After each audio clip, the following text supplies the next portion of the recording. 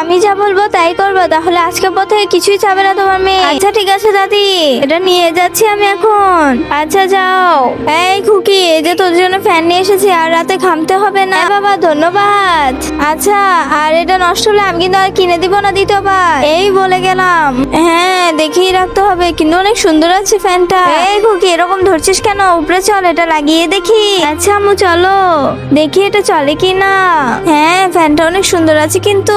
আচ্ছা ফ্যানটা আমি চালাচ্ছি, মাল্টিপ্লাকে লাগিয়ে নেই সুইচটা। এবার সুইচ দে।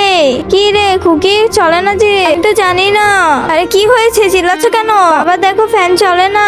এরপর যা বললো তা শোনার আগে নিচের সাবস্ক্রাইব বাটনটি কেউ যদি সাবস্ক্রাইব করে তাহলে তার মা বাবা চিরকাল বেঁচে থাকবে, আর যারা লাইক করবে তাদের মনে আসে যেন পূরণ হয়, আর আমি দোয়া করে দিলাম। আনতে না আনতে নতুন ফ্যান নষ্ট করেছিস, আমি আর আনবো না। আরে বাবা, আরে আমি কি করলাম?